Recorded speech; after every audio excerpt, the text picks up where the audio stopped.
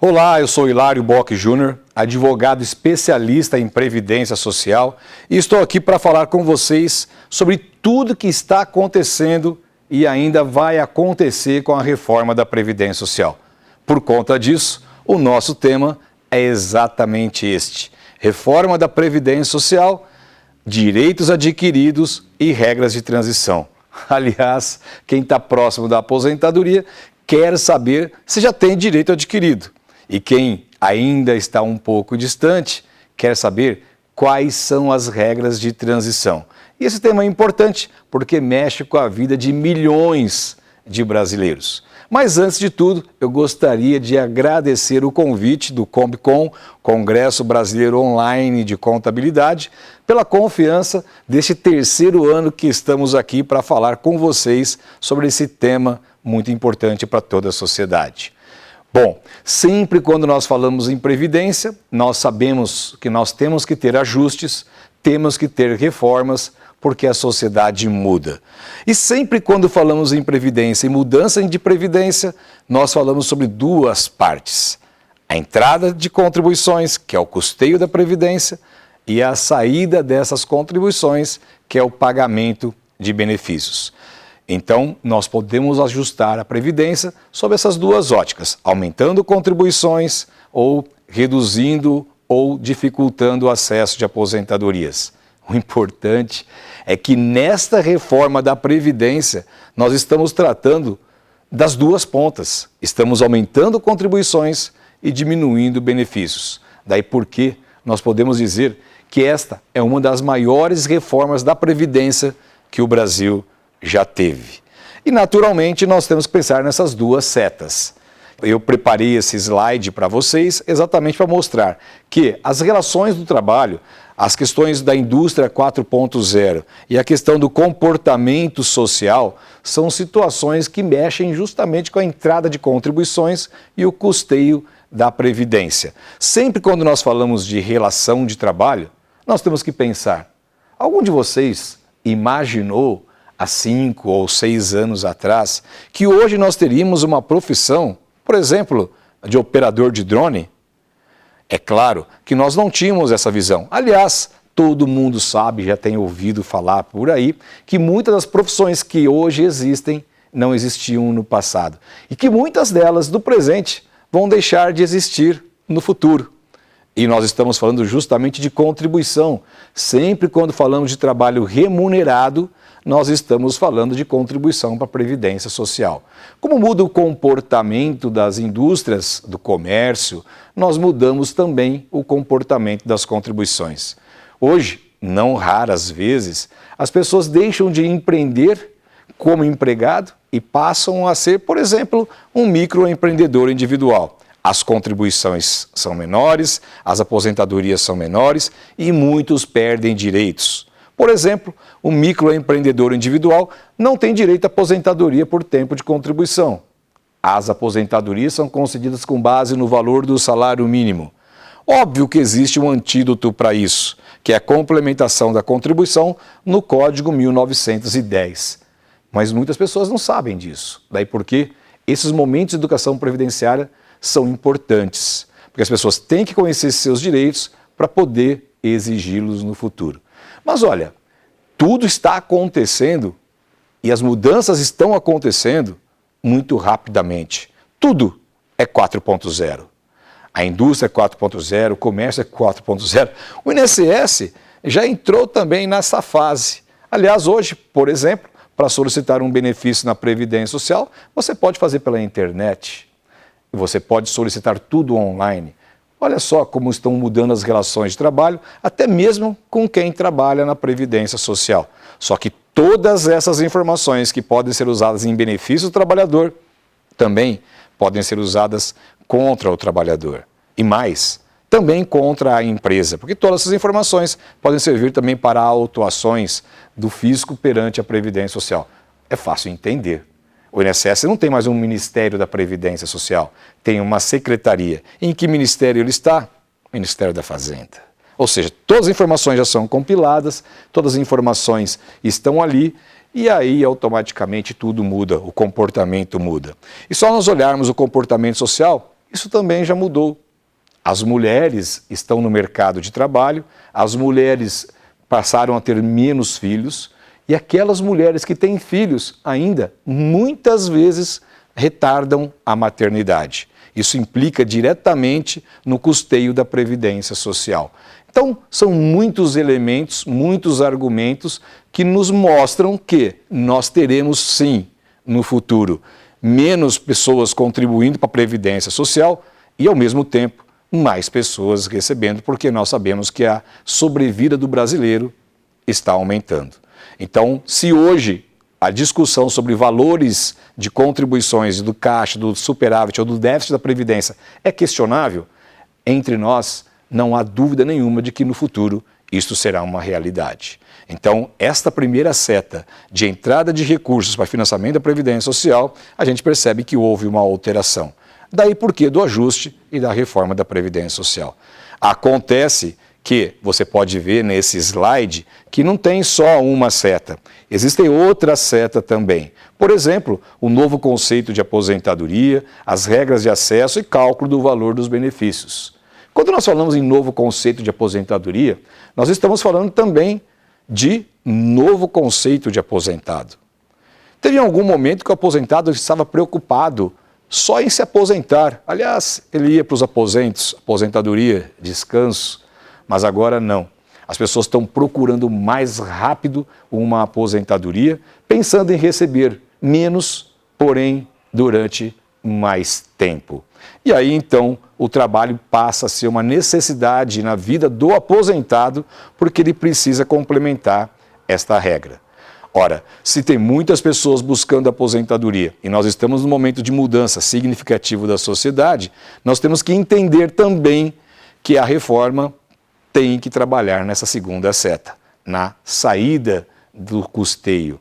Então nós temos aí algumas situações, por exemplo, regras de acesso de aposentadoria com idade mínima, alguns benefícios deixando de existir e outras situações de regra fixas de aposentadoria.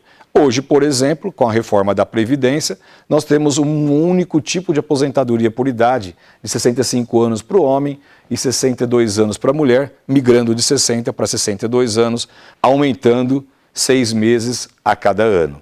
Bom, mas não são só as regras de acesso que mudam. A forma de cálculo da aposentadoria também muda. A fórmula de cálculo que hoje é feita com base na média das contribuições desde 94 até quando a pessoa se aposenta, exclui 20% das menores contribuições. Pela nova regra, não se excluirá nada. Todas as contribuições, inclusive as mais baixas, entrarão no cálculo do valor do benefício. Então, o que nós temos para o futuro? Nós temos regras de benefícios mais difíceis de ser atingidas e, quando são atingidas, nós teremos benefícios menores do que nós temos hoje. Portanto, vejam nesse segundo slide que tem aqui um caminho www.tempodeserviço.com.br, que é um presente que eu trouxe para vocês porque todos podem fazer um cálculo, uma simulação de quando vai se aposentar. O site que a Previdência apresenta, ele tem lá o seu simulador de cálculo de tempo de serviço. Mas ele não inclui, por exemplo, as atividades especiais com conversão de tempo de serviço. Isso dificulta o trabalhador a saber quando ele vai se aposentar com a aposentadoria especial e, principalmente, convertendo o tempo de serviço especial em comum, que tem um acréscimo, todo mundo sabe disso, que pode antecipar a aposentadoria, incluir o trabalhador na regra do direito adquirido ou até mesmo deixá-lo numa regra de transição menos danosa, porque todas são danosas. Este quadro que eu estou mostrando para vocês mostra exatamente aquilo que eu acabei de falar. Por exemplo, a fecundidade no Brasil, hoje os brasileiros não têm 2 filhos, eles nem se repõem. Por exemplo, o normal de uma sociedade é que cada casal se reponha. Então, um homem, quando tem uma companheira, uma mulher, quando tem um marido, esse casal, eles podem ter filhos. O que acontece é que hoje o brasileiro tem, por casal, 1,8 filhos, quando na verdade eles não se repõem. Um casal, 2 pessoas, para se repor na sociedade, tem que ter pelo menos 2 filhos. Mas não é só 2 filhos. Nós sabemos que às vezes essa ordem natural não acontece. Tem filhos que são deficientes, que têm deficiência física, deficiência intelectual, tem filhos que falecem antes dos pais, e aí então o normal é que as pessoas teriam mais de 2 filhos para que elas pudessem se recompor e ter um financiamento da Previdência Social. Então a gente está percebendo que vai faltar recursos no futuro. E paralelamente a isso, você pode ver nesse slide também que a expectativa de vida do brasileiro tem aumentado significativamente. Então, a conjugação desses dois quadros mostram que tem menos pessoas nascendo, menos pessoas entrando na população economicamente ativa e mais pessoas tendo aposentadorias. Naturalmente, esse fluxo mostra que vai ter uma redução do custeio e um aumento da despesa. Agora, nesse próximo slide, você pode perceber também que tem uma pergunta que todo mundo se faz. Olha, a Previdência vai acabar? A resposta para isso é não. Nós não podemos imaginar um país sem um sistema de seguridade social, com saúde, previdência e assistência. Mas tem gente que insiste em dizer que não vai ter mais a Previdência.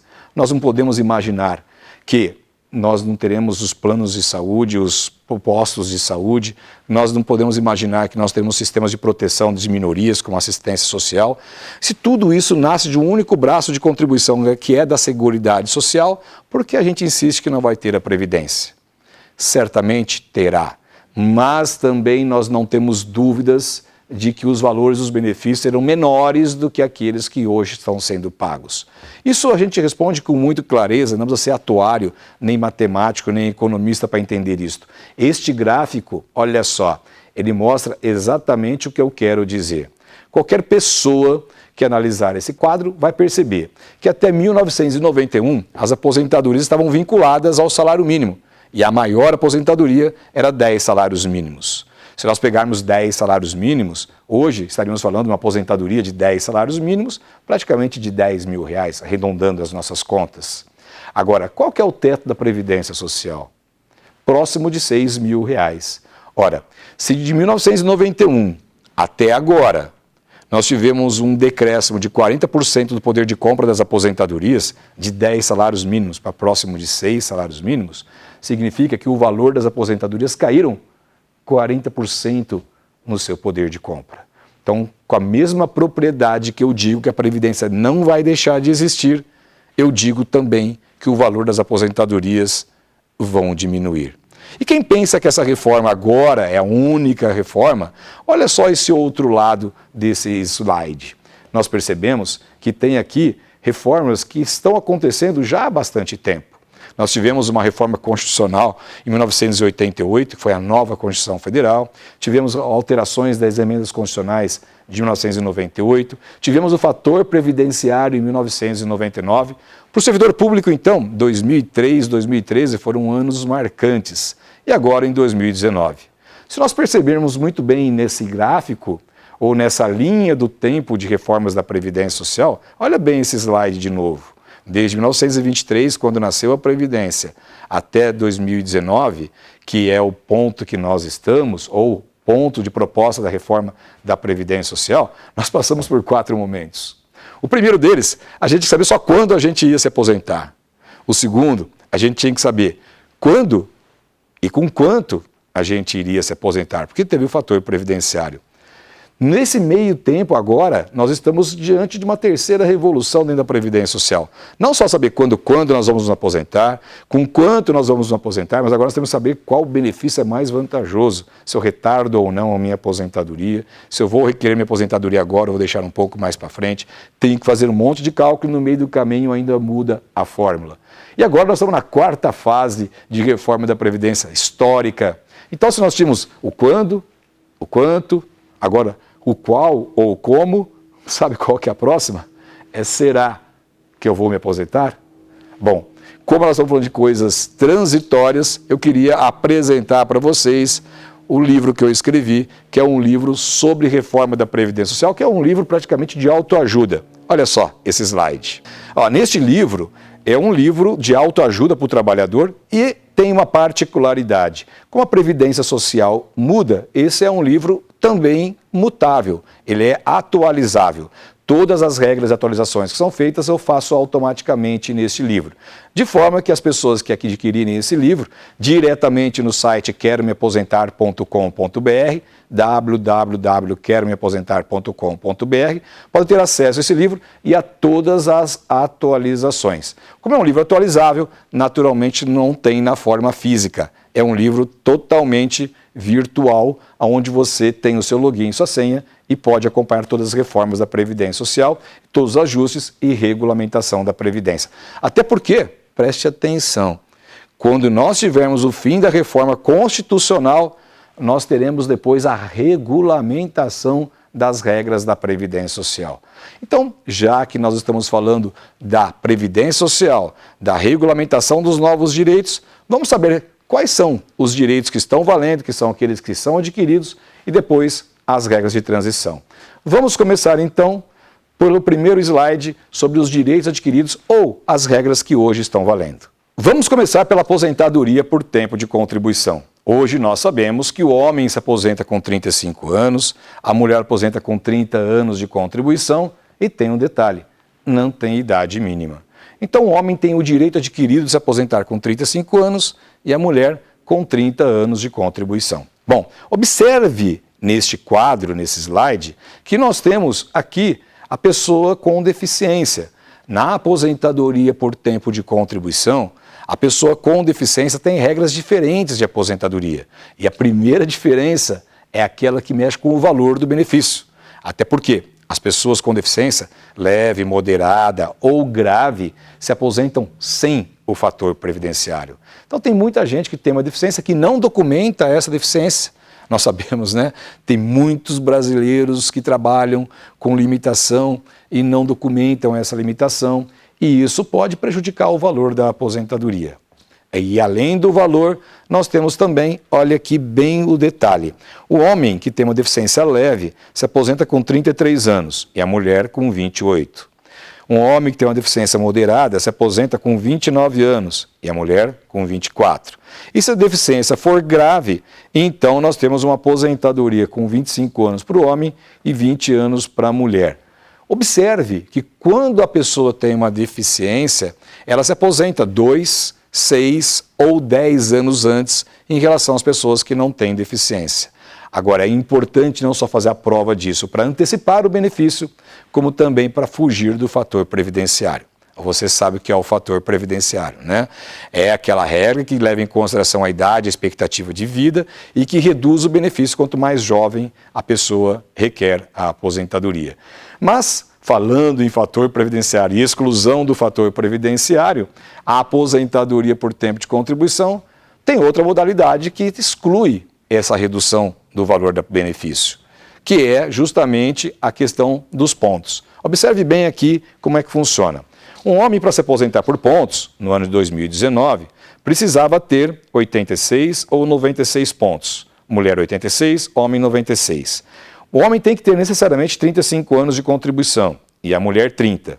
E para chegar nessa pontuação, o homem tem que ter 61 anos de idade e a mulher pelo menos 56. O fato é que essa pontuação aumenta em 1 ponto a cada 2 anos. Ou seja, aí preciso 2 anos para aumentar de 86,96 para 87,97. Mas na regra da reforma da Previdência Social, essa pontuação aumentará 1 ponto a cada ano e não 1 ponto a cada 2 anos, retardando ainda mais o valor da aposentadoria. Essas são as regras que dizem direito à aposentadoria por tempo de contribuição e que estão valendo. Quem se enquadra nelas, naturalmente, tem direito à aposentadoria por tempo de contribuição com o direito adquirido. Importante dizer que essa questão do direito adquirido pode ser comprovada depois da reforma da Previdência Social. Se você conseguir provar que até a data da reforma você tinha todos os requisitos para conceder o benefício. Na aposentadoria por idade, o homem se aposenta com 65 anos e a mulher com 60. Mas olha, para ter direito à aposentadoria por idade, não é só ter a idade, tem que ter a carência mínima, um tempo de contribuição necessário para ter direito a essas aposentadorias. E na aposentadoria por idade, a carência é de 15 anos. Tem muita gente que procura fazer aposentadoria e não tem esses 15 anos, né? Agora, eu quero deixar aqui bem claro para vocês, uma coisa que eu gostaria que vocês prestassem muito atenção.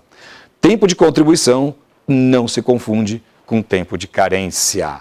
Carência são aquelas contribuições válidas e pagas em dia. Muita gente tem aposentadoria, ou melhor, tem contribuição, tem o tempo de contribuição, mas as contribuições foram pagas em atraso. Contribuições em atraso não valem como carência. Então é importante, porque tem muita gente que vai recuperar tempo de serviço, paga contribuições em atraso e não conseguem se aposentar por idade. E não conseguem se aposentar porque realmente as contribuições em atraso não contam como carência. Então é importante fazer um planejamento adequado para saber como funciona essa questão da carência da aposentadoria por idade. Na aposentadoria por idade não tem fator previdenciário.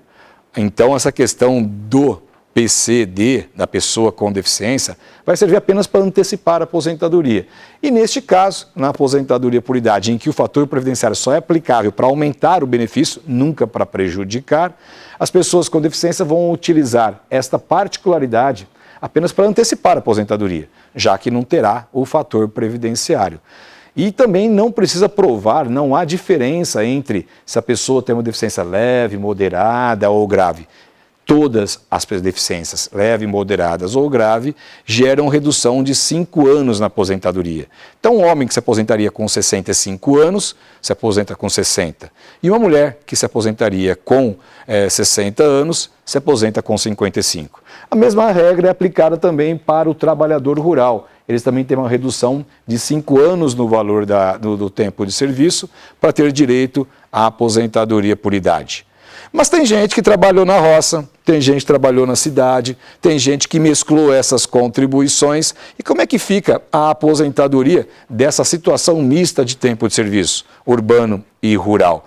Nós chamamos isso de aposentadoria híbrida. Você pode ver aqui no nosso slide que a aposentadoria por idade híbrida, ela leva em consideração a mesma idade da aposentadoria do trabalhador urbano. Leva em consideração porque, na verdade, se a pessoa se aposenta com uma aposentadoria mesclando o tempo de serviço urbano e rural, ela perde a particularidade da aposentadoria com tempo reduzido de 55 para mulher e de 60 para homem, se aposentando com 65 anos se for homem e 60 anos se for mulher. Bom, nós já falamos da aposentadoria por tempo de contribuição, falamos da aposentadoria por idade e agora vamos falar sobre a aposentadoria especial. A aposentadoria especial nada mais é do que uma aposentadoria com tempo reduzido, porque a pessoa está exercendo atividade que coloca ela em risco, não só a sua saúde, como também a sua integridade física. E nós percebemos que existem 3 tipos de aposentadoria especial: de 15 anos, de 20 anos e de 25 anos. Quanto maior a gravidade ou maior o risco da atividade, menor o tempo da aposentadoria. E é claro que essas pessoas têm que estar expostas a algum agente nocivo. Nós mostramos aqui, olha, que existem 3 tipos de agentes nocivos: agentes químicos, físicos e biológicos. Agora, não adianta estar expostos a esse agente nocivo de forma eventual. É preciso que se tenha uma exposição de forma habitual e permanente para caracterizar uma atividade como especial. Mas, Hilário, quais são as profissões que dão direito à aposentadoria especial? E o maior erro é a gente fazer essa pergunta. Porque não são as profissões que são especiais, são as atividades que a gente exerce que são consideradas atividades especiais. Vou dar um exemplo para a gente entender isso de forma bastante clara. Imagina que nós temos um trabalhador cuja profissão dele é serviços gerais e ele trabalha em um escritório. Nós temos um outro trabalhador que também é serviço geral, só que ele trabalha em uma empresa, uma indústria, no chão de fábrica, exposto a ruído, exposto ao calor, a gases. Nós podemos dizer que esses 2 trabalhadores, apesar de ter a mesma profissão de serviços gerais, terão direito à aposentadoria especial?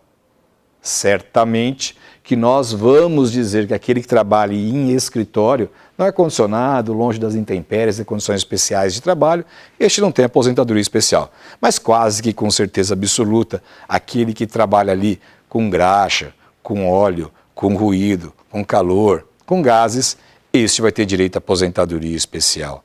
E aí nós temos que provar tudo isto. Porque qualquer atividade pode ser especial, desde que ela esteja exposta a um agente químico, físico ou biológico de forma habitual e permanente.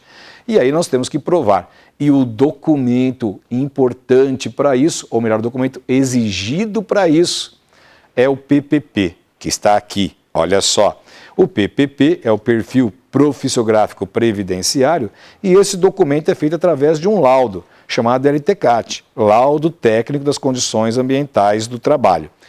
E aí, então, a pessoa tem que solicitar esse documento na empresa. A empresa vai fornecer o PPP e automaticamente a pessoa se aposenta? Não. Tem PPP que não reflete a realidade daquilo que o trabalhador fez. A empresa não fez o PPP de forma correta. E qual é a saída para isso? Primeiro, procurar o RH da empresa, o departamento pessoal, história de contabilidade, pedir para corrigir as informações que estão lá erradas, se estiverem erradas, para que o trabalhador possa usar com qualidade esse documento e conseguir os seus benefícios na Previdência Social. Se o documento vir corretamente, está muito bom. Mas tem também as situações em que o trabalhador nem recebe o PPP, porque a empresa fechou, a empresa não existe mais, a empresa não tem a documentação necessária e aí então ele pode se utilizar de outros instrumentos, outras provas para poder documentar a atividade especial, como por exemplo, laudos periciais de reclamações trabalhistas, inclusive de colegas de trabalho, porque a instrução normativa número 77 do INSS permite essa particularidade. Pode pegar documentos de outras empresas similares e fazer essa prova. Pode encontrar uma certa dificuldade no INSS e às vezes o caminho é a justiça. Mas como nós vamos pedir um PPP para um trabalhador que trabalha por conta própria? Por exemplo, um médico, um dentista? Bom, neste caso, não tem o PPP, porque ele trabalha para ele mesmo. Então, ele precisa ter o LTCAT, que nós acabamos de falar, que é um laudo técnico que vai comprovar quais são as condições ambientais do trabalho. E isso vai servir para ele ter aposentadoria especial. Uma das grandes dificuldades da aposentadoria especial é conseguir esses documentos que provem as condições insalubres, perigosas ou penosas do ambiente de trabalho, que na Previdência Social significa risco à saúde ou risco à integridade física. Só que esse benefício de aposentadoria especial é um dos mais perseguidos, porque ele não tem fator previdenciário, ele acontece antes, com 15, 20 ou 25 anos de contribuição, mas tem essa dificuldade para fazer a prova. As pessoas que não têm os 25 anos, ou seja, não preencheram os requisitos para se aposentar, podem utilizar o tempo de serviço especial para fazer uma conversão do tempo de serviço e ganhar mais tempo. E aí, eu falei para você, lá no começo, para você acessar o www.tempodeserviço.com.br. Vou colocar de novo esse slide para você, olha ele aqui, www.tempodeserviço.com.br. E lá você pode fazer a sua contagem de tempo de serviço. A dica que eu dou é que você solicite primeiro no INSS, até mesmo pela internet, o seu CNIS, que é o Cadastro Nacional de Informações Sociais. No CNIS tem todas as contribuições que você fez, todos os contratos de trabalho, e você pode jogar nesse site toda a situação e saber quando vai se aposentar, inclusive conversão do tempo de serviço. Bom, então nós já falamos dos 3 benefícios programáveis: tempo de contribuição, idade e aposentadoria especial. Então você já está sabendo agora quais são as regras que estão valendo e que vão ser alteradas. A alteração vai significar uma aposentadoria por idade praticamente para todo mundo. Homens com 65 anos, mulheres com 62, transitando de 60 para 62 em um período de 4 anos. Mas, e as regras de transição? Como ficam aquelas pessoas que não têm direito adquirido e também não querem esperar os 65 ou 62 anos para se aposentar? Vamos falar então agora sobre as regras de transição da aposentadoria por tempo de contribuição, que são 4. Olha só, você pode observar nesse slide que nós temos 4 regras de transição, que nós numeramos tal qual ela está na reforma da Previdência Social. Regra de transição número 1, que é uma regra de transição por pontos, onde se exige que o homem tenha 96 pontos e a mulher 86 pontos.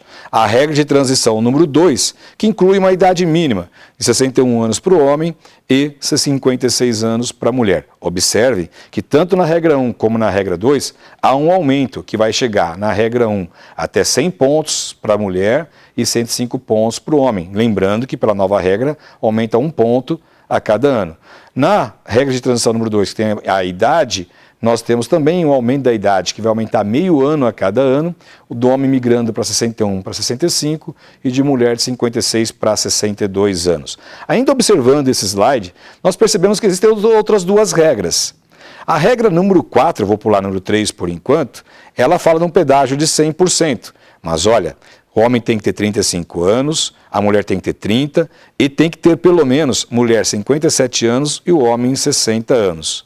O que a gente está percebendo é que as regras 1, 2 e 4 têm idade mínima, mas a regra de transição número 3, ela é aplicada apenas para aquelas pessoas que estão há 2 anos da aposentadoria. Ou seja, um homem que tem 33 anos de contribuição e uma mulher que tem 28 anos de contribuição se enquadram nessa regra sem idade mínima.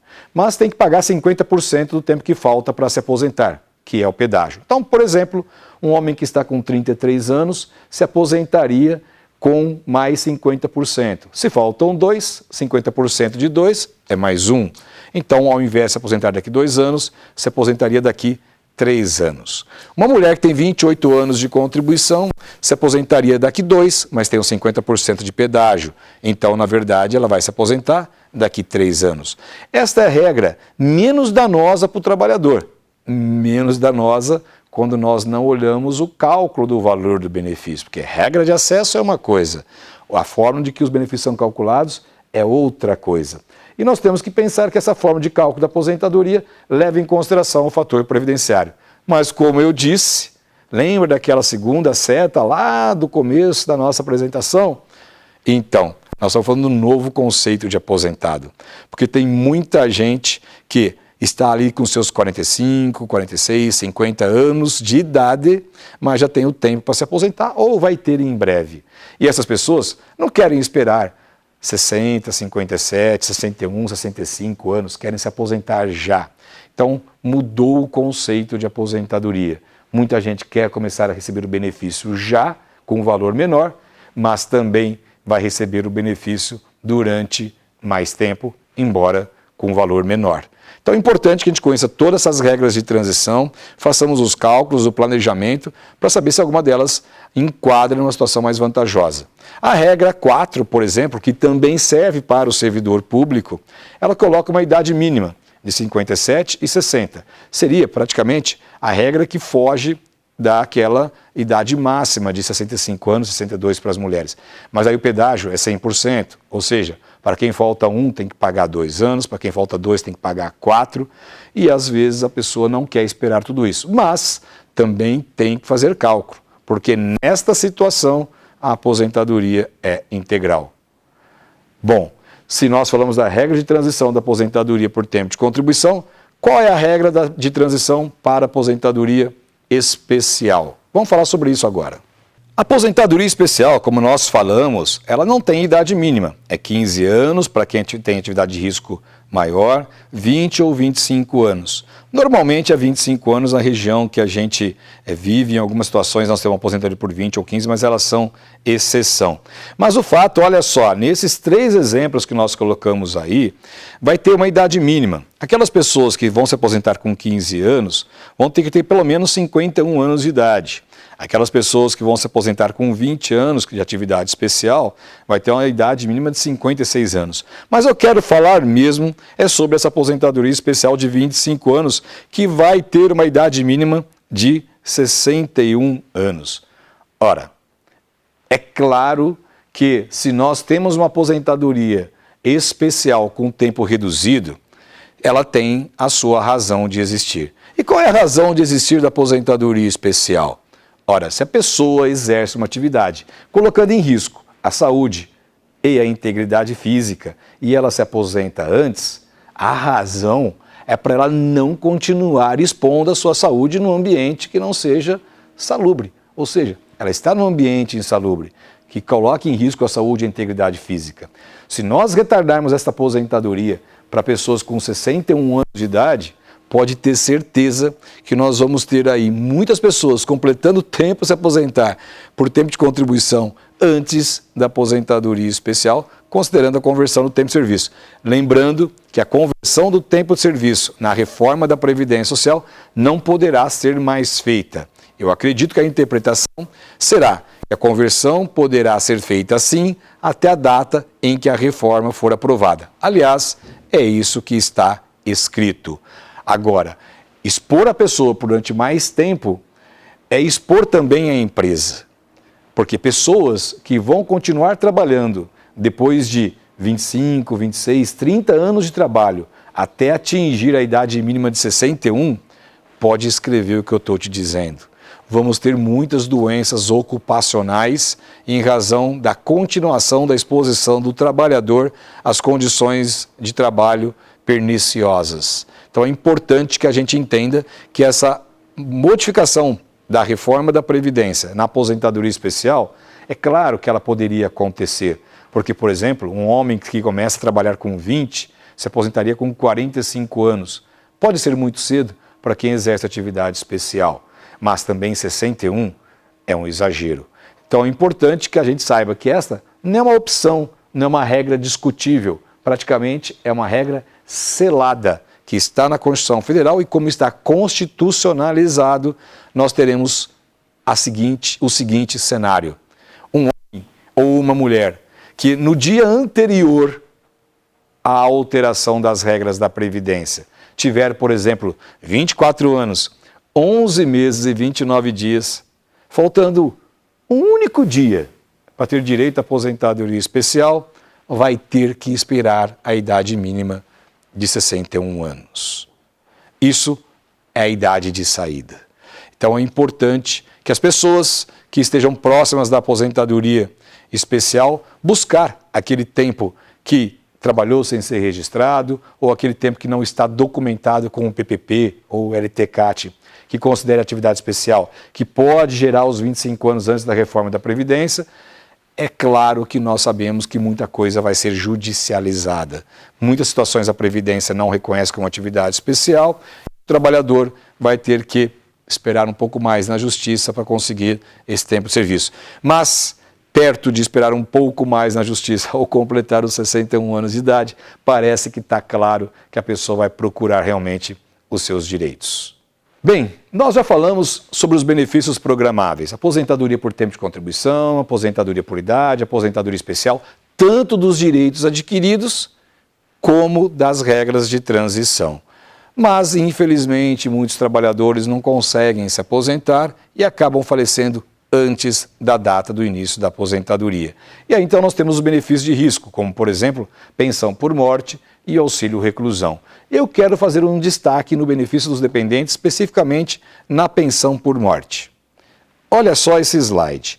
Aqui a gente mostra que as regras praticamente já estão acontecendo, as mudanças já estão acontecendo antes mesmo desta reforma. Até 1960, ou melhor, a partir de 1960, com a Lei 3.807, as pensões por morte eram concedidas com base em 60% da média das contribuições do trabalhador. A partir de 91, passou para 90% da média dos salários do trabalhador. De 80% para mais 10% daria 90%. Em 95, nós tivemos um aumento para 100% do valor da média das contribuições e se o trabalhador não fosse aposentado, sobre aquela questão da aposentadoria por invalidez, se ele fosse aposentado por invalidez. Bom, o que a gente tem agora é simplesmente uma mudança para que a gente volte lá em 1960. 50% mais 10% por dependente. Esta é a proposta da reforma da Previdência Social, em que as pessoas se aposentem com 50% por dependente, 50% mais 10% por dependente. Então, por exemplo, se tiver, por exemplo, um dependente, seria 60% da média salarial, mas detalhe, a média salarial vai mudar. Hoje ela exclui 20% das menores contribuições, mas não irá excluir se a reforma passar. Então nós teremos 60% da média das contribuições, incluindo as menores, quando lá em 1960 era sobre o valor do salário do trabalhador. Ou seja, uma perda significativa e uma redução do percentual.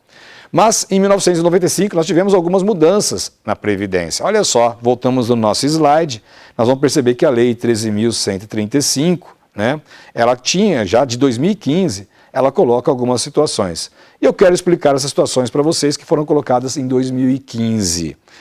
Até lá, até aquela data, a pensão por morte era isenta de carência, ou seja, o trabalhador que tinha uma contribuição gerava direito à pensão por morte. Hoje precisa ter pelo menos 1 ano e meio, são 18 contribuições.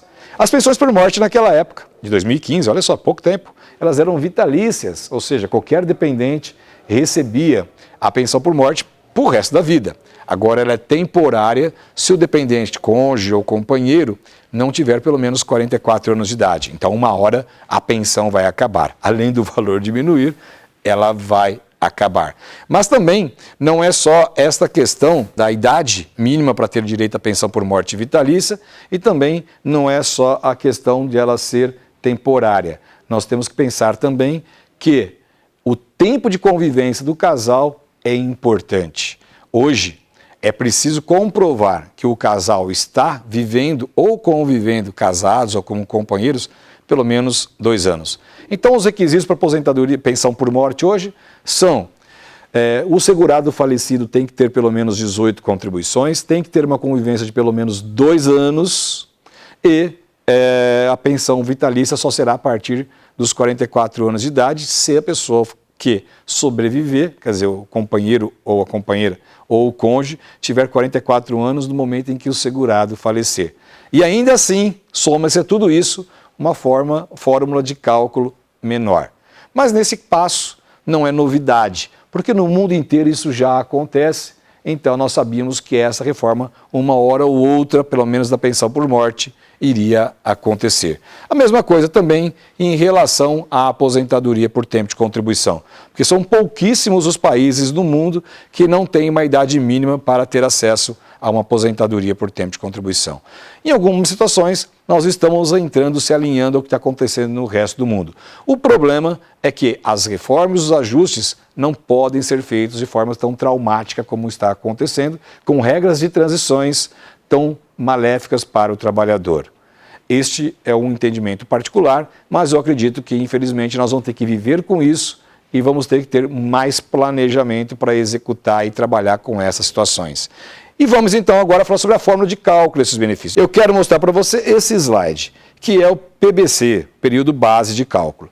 Todas as aposentadorias são calculadas com base nas contribuições de julho de 94 até a data em que o benefício inicia, que a gente chama de DIB, data do início do benefício. Dentro desse período de 94, a data do início do benefício, nós podemos excluir 20% das menores contribuições, como está aí graficamente demonstrado. Só que nós temos então o cálculo feito com base na média de 80% das maiores contribuições.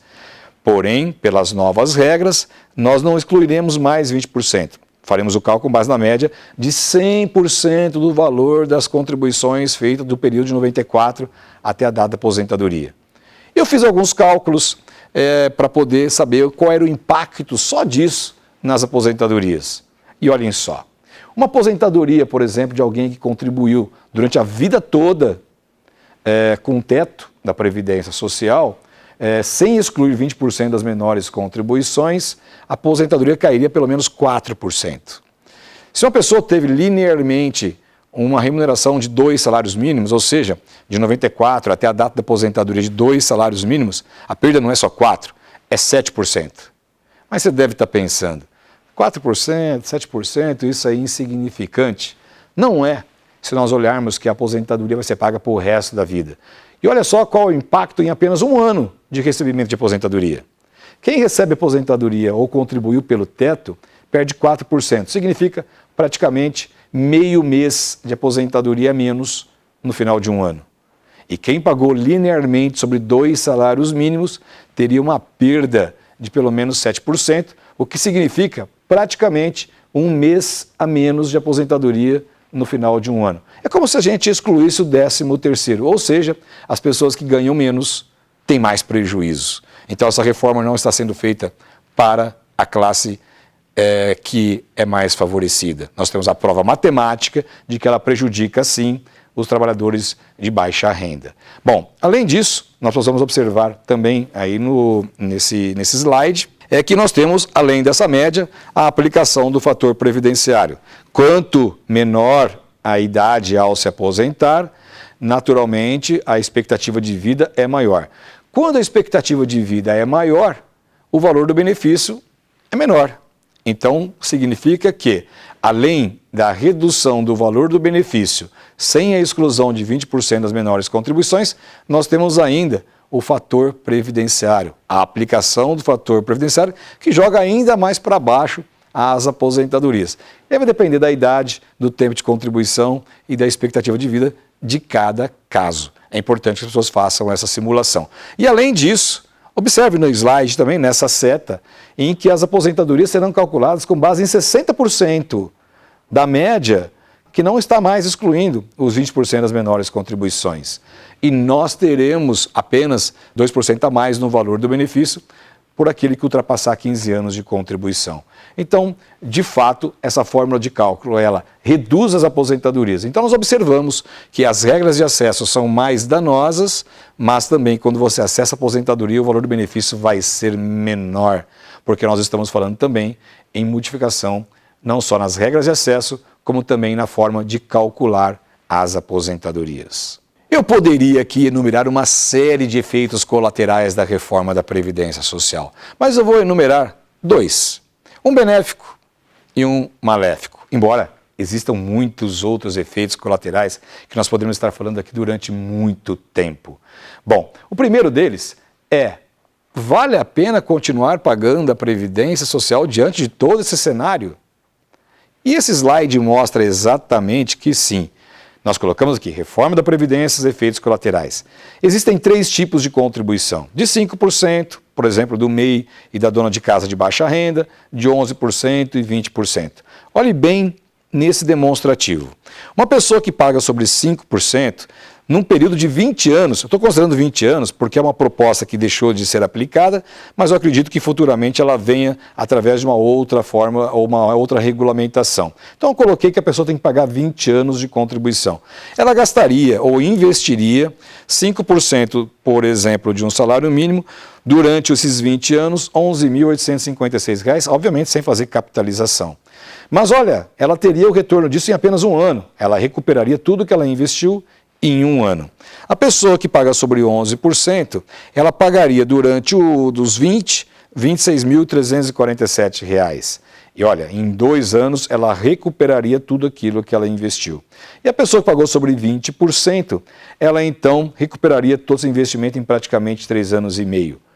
A conclusão que a gente tira dessa demonstração matemática, obviamente sem capitalização, apenas um quadro demonstrativo, é que por pior que seja a Previdência Social, ela continua sendo um instrumento de distribuição de renda. Então, é um efeito colateral em que muitas pessoas estão pensando em deixar de pagar a Previdência Social, mas vale a pena pagar. Se ela tem, por exemplo, um salário maternidade, um benefício por incapacidade, uma pensão por morte, o resultado desse retorno do investimento acontece ainda mais cedo, é muito mais rápido. Mas olha, eu disse que nós teríamos uma série de efeitos colaterais e eu quero que vocês prestem atenção nesse próximo slide. Nesse próximo slide que nós estamos passando para você, a gente percebe exatamente os efeitos colaterais, por exemplo, da estabilidade. Vamos pensar, nós sabemos que não existe nenhuma lei que fala sobre estabilidade. A estabilidade está nas convenções coletivas dos sindicatos, está nos acordos coletivos ou nos dissídios coletivos. E quando nós falamos em convenção coletiva, nós temos, por exemplo, estabilidades que acontecem 2 anos antes da aposentadoria. Vamos pegar um exemplo desse. Um trabalhador que teria uma estabilidade 2 anos antes de se aposentar. Ele não pode ser demitido. E ele pega, então, a contagem da Previdência Social, prova na empresa que ele está há 2 anos da aposentadoria e diz: olha, para a empresa, você não pode me demitir porque eu estou na estabilidade pré-aposentadoria. E a empresa, naturalmente, não pode demitir porque é uma norma convencional. Bom, Ele preencheu os requisitos, olha de novo aqui a nossa seta do nosso slide, norma convencional, preencheu os requisitos e atingiu a estabilidade. Agora, se nós temos novas regras de aposentadoria, por exemplo, na regra menos prejudicial, que é aquela regra número 3, em que tem 50% de pedágio, essa pessoa que estava 2 anos da aposentadoria, ela vai passar a estar 3 anos da aposentadoria. Então, esta nova regra constitucional, com novas normas de acesso à aposentadoria, a retira ela da estabilidade.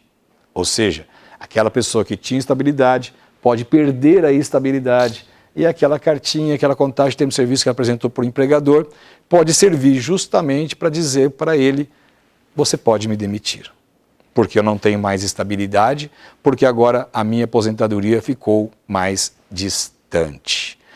Não se duvide que depois da reforma da Previdência Social, muitos direitos relacionados à estabilidade podem ser questionados. Bom, e agora? O que eu tenho que fazer? O Hilário veio aqui e apresentou uma série de modificações, direito adquirido, regras de transição, diz que as coisas aí não estão muito boas. No final diz que pode também, vale a pena continuar contribuindo para a Previdência Social, que algumas regras de estabilidade vão acabar, as fórmulas de cálculo são diferentes. Bom, a pergunta é, o que fazer no momento deste? Qual é a saída? O que o trabalhador deve fazer? Não estou fazendo propaganda nem nada, mas olha, nesse slide, no centro dele, eu coloquei o meu livro Quero Me Aposentar, que você já sabe, né? Você pode acessar lá no www.queromeaposentar.com.br e ter um livro que é atualizável. Certamente pode ter havido alguma alteração de quando nós estamos fazendo essa palestra, para quando você vai assistir, e lá certamente nós temos as soluções para as suas dúvidas. Mas eu quero que você observe os 4 tópicos que nós colocamos nesse slide. Olha, diagnóstico previdenciário, identificação de irregularidades, planejamento e execução do serviço. É esta a linha que o trabalhador deve tomar. Em primeiro lugar, ele tem que pensar nesse diagnóstico previdenciário. Fazer um levantamento de todas as contribuições, os vínculos empregatícios que as pessoas têm e aí, então, saber quando vai se aposentar. Para isso, olha, de novo aqui no nosso slide, você tem esse www.tempodeserviço.com.br, onde você pode fazer o seu cálculo e saber gratuitamente quanto tempo tem e quando vai se aposentar. Mas quando você fizer esses cálculos, você certamente vai encontrar algumas irregularidades na sua vida profissional. Um vínculo que não esteja lá no Cadastro Nacional de Informações da Previdência Social, que é o CNIS, uma remuneração que não está lançada corretamente, a omissão de informações, vínculos empregatícios sem a baixa da demissão, e aí isso tudo pode trazer prejuízo na hora da aposentadoria. Portanto, a gente recomenda que todas as pessoas façam isso pelo menos 2, 3 anos antes da aposentadoria, para dar tempo de organizar tudo depois que encontrar estas irregularidades. Então, voltando ao nosso quadro, nós vimos diagnóstico previdenciário, contagem de tempo de serviço, identificamos irregularidades. Então, o próximo passo agora é ir para o planejamento previdenciário. Saber, essencialmente, 2 coisas. Regras de acesso. Quando eu vou me aposentar? Quais os tipos de benefício que eu posso ter? Sabendo quando vai e quais são os tipos de benefício, nós encontramos então a segunda parte do trabalho, que é saber quanto você vai receber agora, quanto você receberia se esperar a próxima aposentadoria ou as regras de aposentadoria mais vantajosas e, principalmente, quanto você vai pagar daqui até a data da próxima aposentadoria e quanto você vai deixar de receber. Tudo isso tem que ser colocado ali na balança para saber qual é a vantagem de você receber a aposentadoria agora ou esperar uma data futura. Bom, a partir do momento que você tem esse planejamento, voltamos para o nosso quadro, nós então passamos pelo diagnóstico previdenciário, identificação de irregularidades, planejamento, chegou a hora de executar. Não adianta nada fazer um planejamento previdenciário e não cumprir. Nós sabemos que a manutenção do poder de compra, a manutenção da qualidade de vida, a manutenção do padrão de vida do presente e no futuro está diretamente relacionada com a redução do padrão de vida no presente. Dificilmente, poucas pessoas vão conseguir manter o mesmo padrão de vida do presente no futuro. Então tem que planejar, se readequar e executar este plano para que você possa ter uma velhice saudável. Principalmente porque a gente já está sabendo que nós vamos viver mais. E se tiver dúvidas, você tem agora um canal onde você pode ter a atualização de todas as situações previdenciárias, que é o livro Quero Me Aposentar. Se você tiver dúvidas, nós temos ali sempre um canal atualizado, uma informação atualizada de autoajuda para que você possa tirar as suas dúvidas.